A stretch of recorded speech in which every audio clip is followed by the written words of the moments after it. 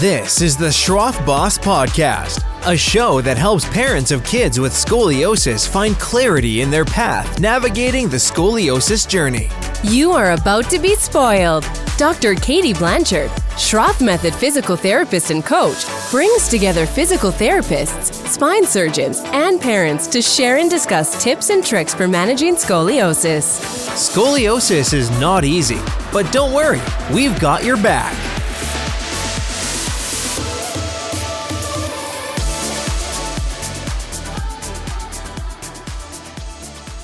Welcome, everybody, to another episode of the Schroth Boss Podcast. My name is Katie Blanchard. I am a Schroth Method physical therapist and coach, and today I am super excited to bring a guest on the podcast to you. Her name is Laura Glazebrook. Did I say that correctly? Yes. Yeah. And she is a Schroth physical therapist as well as a pelvic health therapist. So welcome, Laura. Thank you. I'm excited to be here. Thank you. So tell us a little bit about yourself. You know, I think you're in a unique position being specialized in both scoliosis and pelvic health. I don't think we see too many people like you. So tell us a little bit about yourself and your mission of what you do. Absolutely. So I have scoliosis. I am a spinal fusion warrior. So, I was officially diagnosed at 11, and by the time I had my 6-month follow-up, they had determined that I would need a fusion. So my curve was such that it was progressing very quickly, and I needed to get surgery pretty quickly. So I didn't really, after the surgery, I didn't really think much about my back. I didn't know that there was anything I needed to know. I don't have any memories of anyone telling me anything of note to keep in mind when it came to my back. Just, avoid X, Y, and Z and have a great life is pretty much what I remember. Right. You get your spine fused. You think you're pretty much set other than like be generally healthy. Right. Yeah, they were like, avoid like rhythmic gymnastics and wooden roller coasters and, fast horseback riding. And I'm like, got it. You're like, I can do that. I can do that. So, I grew up very active. I was a dancer. I, spent a lot of time moving my body. And so I never really had any concerns. I never had any pain or anything to speak of. But I had physical therapy when I was in the hospital after my fusion, just to kind of get back on my feet. And I thought this would be a pretty cool career. So when I got to college, I prepared to do kind of a pre-professional track, and I decided to become a PT. And so I've been a PT for 10 years now. And I started out, I didn't really even know anything about Schroth at all. I learned a little bit about it in school, but it certainly wasn't something that I, thought would be an option for me. So I've been kind of all over the place in terms of my career. I started out in like a hospital-based system. I worked with neurological patients. But then when I was pregnant with my son, I started having a little bit of like pelvic pain, kind of like SI joint area pain. And I was introduced to this whole realm of pelvic health physical therapy, and it completely just changed my life. I thought this was a really cool thing. There was a lot that I learned even as a PT, and I thought this is really cool. Yeah, so I kind of changed direction. I'm a PT myself. I don't specialize in pelvic health. And so I know there's so much out there that I don't know and that I should, start to learn that is very applicable to my patients, especially those who may have had scoliosis either in the past, who have had a fusion, or who currently have, a curve in their spine. Yeah, I truly, it was one of those areas that I felt like I was kind of introduced to a whole new realm of thinking. So I kind of changed course a little bit in my career, and I specialized mainly in pelvic health. And with my fusion, I've had 2 children, and I know you have a couple of questions about kind of scoliosis and progression, which we'll leave for a little bit later. But essentially, I didn't really have any issues. I mean, once I had my son, I went back to my regular activity. After my second pregnancy, I did have a little bit more pain. And I was introduced to my now, my colleague that showed me this whole Schroth therapy thing. So it's been about, I guess, 3 years now. But I really, again, my life was kind of changed by, there's this whole realm of PT for someone with scoliosis, and it's 3-dimensional, and it takes all of these things into consideration. And it was really helpful. So yeah, it's kind of my mission now. I feel like we've got this awesome opportunity as, kind of in this day and age, we have like social media and things where we can educate people on, hey, this is what scoliosis is. This is what pelvic health is, and kind of give people some understanding of what they could be going through, and definitely kind of a roadmap of how to improve on some things. Yeah, definitely. And, the body is one being, everything is connected. So it's hard to say, you have scoliosis, treat it this way. And you have, a pelvic health issue, treat it that way. The treatments need to definitely come together, and that's where you come in.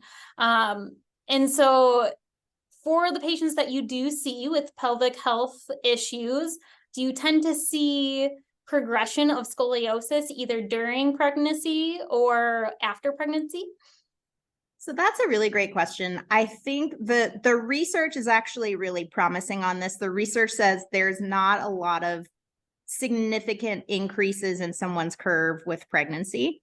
Okay. And if there is some increase, it usually goes back to kind of baseline within after. And truthfully, there's just living life. There is an expectation that someone with a certain amount of curve may expect to see a little bit of change over your lifetime.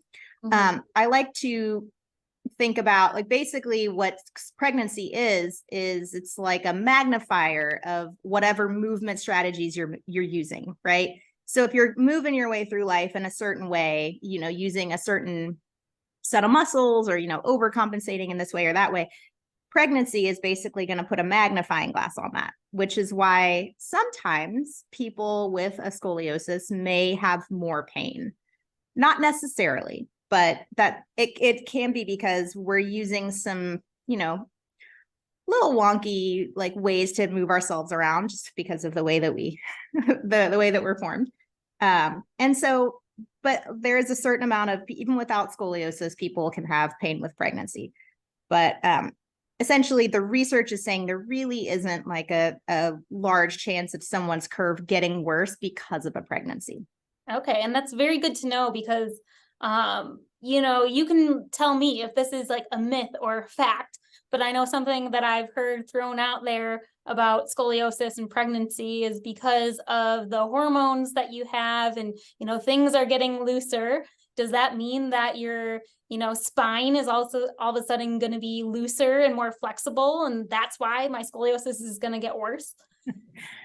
So that there's a lot to be said for, yes, there is a giant hormonal stew that we all swim in during pregnancy. And I think one of the big hormones that gets kind of made into the bad guy is called relaxin.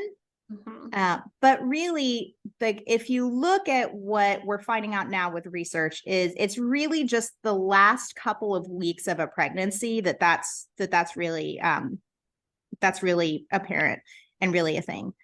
For the most part, we're not going to see gigantic, unless someone has something like hypermobility or, issues with their connective tissue. You're not going to see a whole lot of giant shifts in someone's stability of their spine. Because I think that in general, even if we have a scoliosis, we can know that our spines are inherently stable. Gotcha. Yeah. And that's really, really good information, because there's a lot out there on, what crazy things can happen to your body during pregnancy. And, I think it's important to know, the science of it, and, knowing that, that hormone only kicks in, at the end.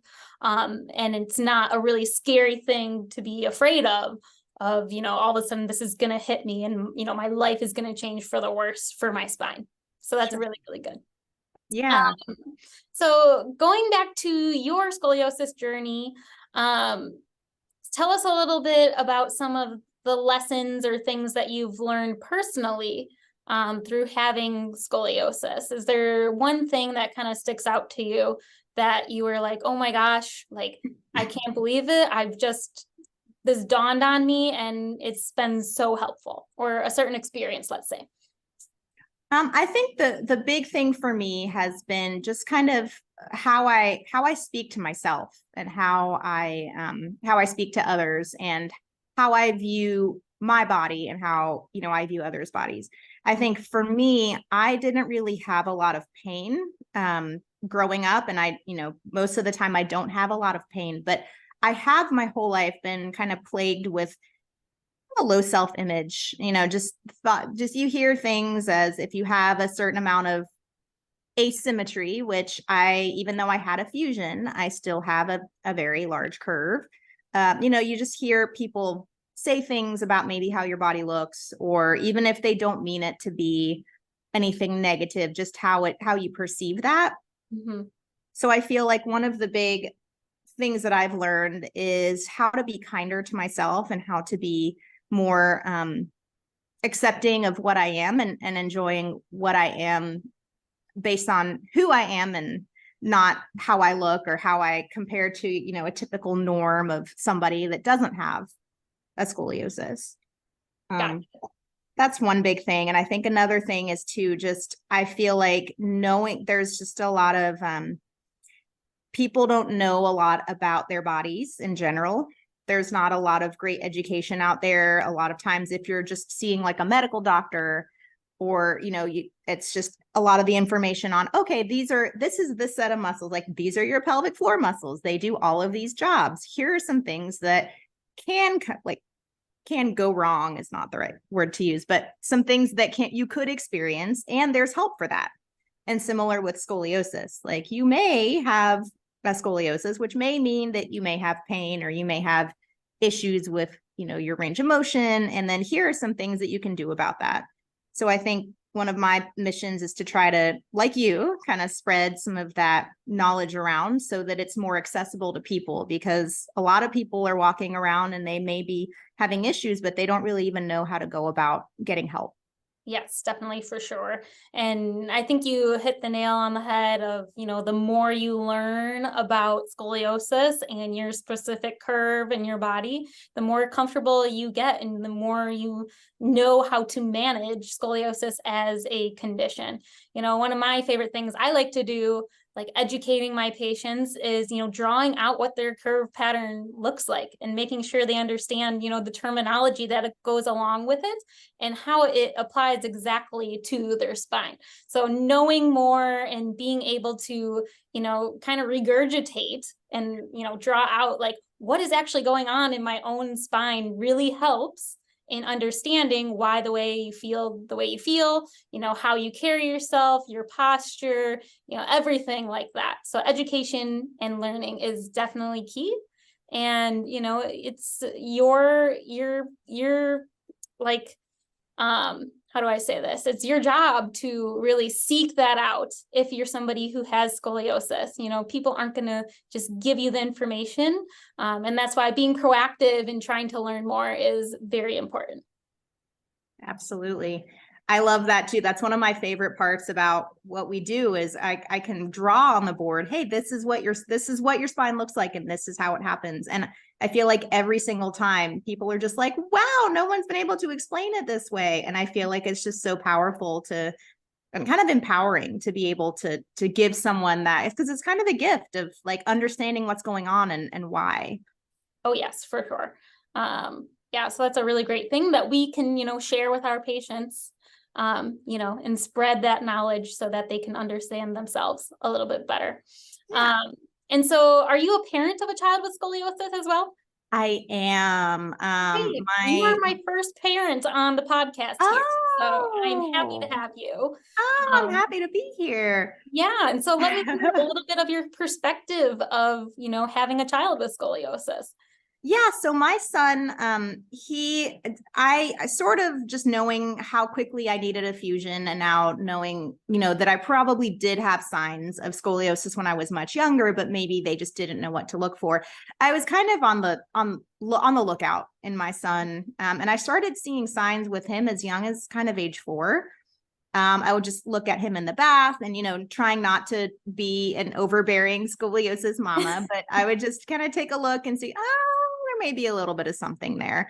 But it was always, I didn't see like a rib hump when he bent over or anything, but I kind of had my eye on it. So he is now 6. But I did take him in to see my colleague. I didn't, I wanted someone else to do like an evaluation. I didn't think I would be appropriate for it. So I took him up to my colleague, and she did find that he had some trunk rotation, which basically is like that bend forward test. I don't know if you talked about that before, but where you see if there's a bend test for sure. Yes, the forward bend test.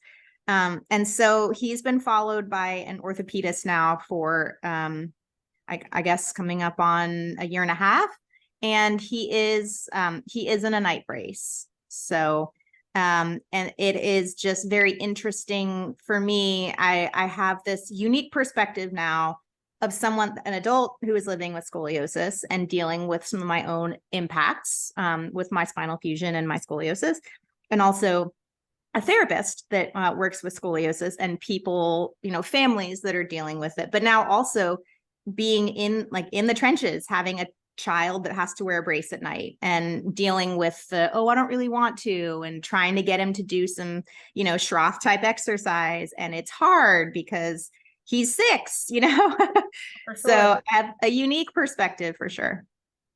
Yeah, well, that's really great that you have your own experience. You can lean on that when you need it.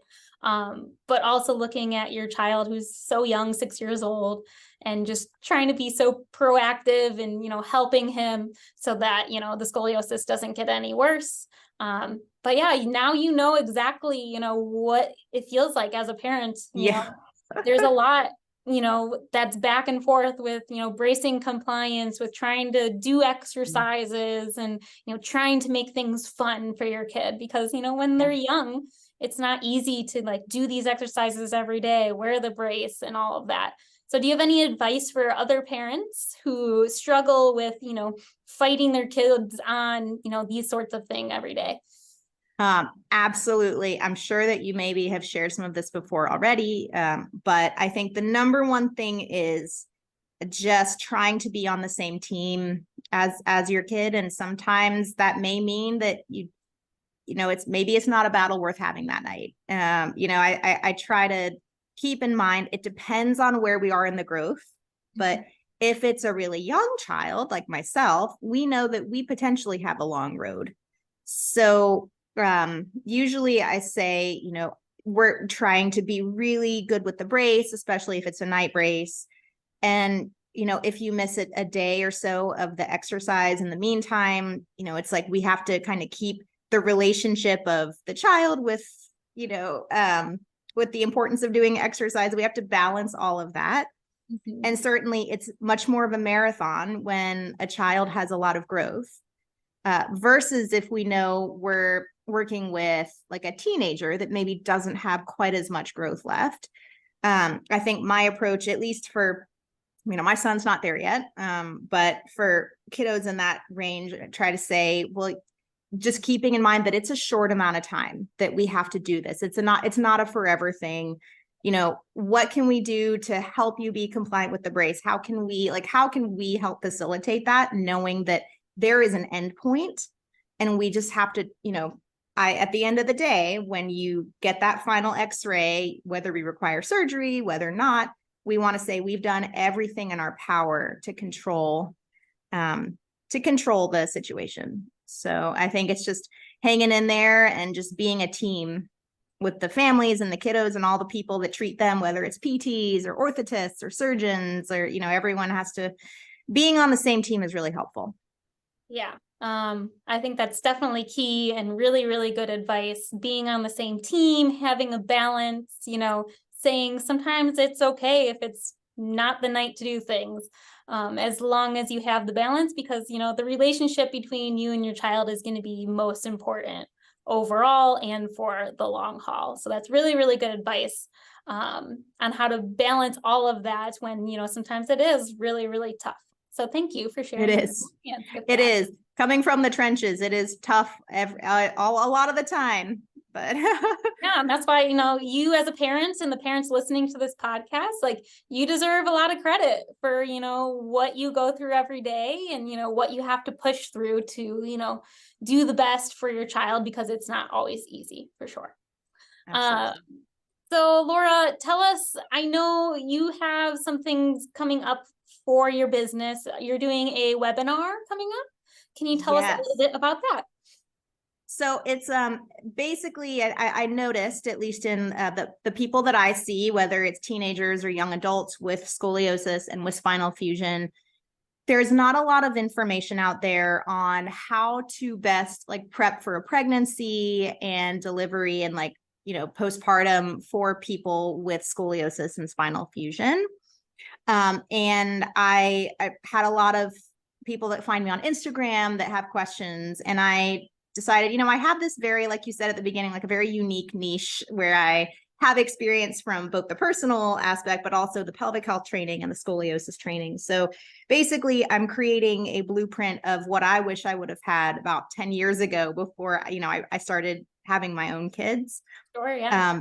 It's going to be a little bit of background information about, okay, this is scoliosis. Here's the main types of curves. This is, how this is what they look like. Just, nothing extensive, but kind of a little background.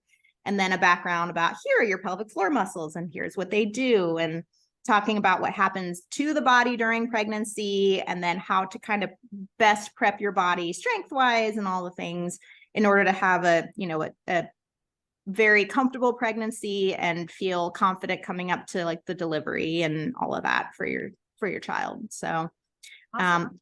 That should be dropping in August, hopefully. So I'm just getting the pieces in for that.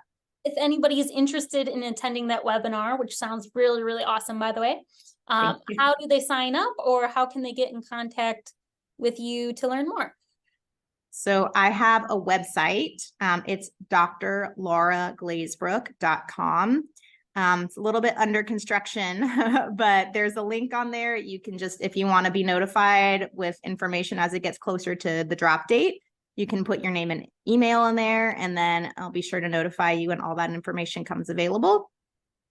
And also I'll be doing, I'm relatively active on Instagram. My Instagram handle is @laura.g.dpt. And I'm happy to interact with folks there. I love, hearing everyone's stories and kind of learning a bit about them and their journey. Awesome. And I'll make sure to, put your website and your Instagram handle in the show notes below once this podcast is posted on YouTube and Spotify. So you guys can have a direct link to all of that. And so Laura, thank you so much for being on and for sharing all of your wisdom and your knowledge with us here. Is there anything else you'd like to share with our audience before you go? I think it's really important to know that you have support, and to find places. I love what you're doing, Katie, for this podcast, and finding what you need to help you on your journey. Because a lot of times, if you have something that's a little bit less, common, but not common, like scoliosis, I feel like it can be hard because a lot of medical providers don't have that knowledge. So, empowering people to find their own information is really, really awesome. And I think that's what at least we're both trying to do. And I just love when people are proactive and they can find what they need. Awesome. Well, thank you again, Laura, for being on the podcast. You've provided so much for us here. And again, listeners, if you want to get in contact with her, look in the show notes. So thank you again, and we'll see you all on the next episode. Thanks for listening to the Schroth Boss Podcast. Want more info on scoliosis and the Schroth Method? Join our free Facebook group or connect with us at schrothboss.com. See you at the next episode.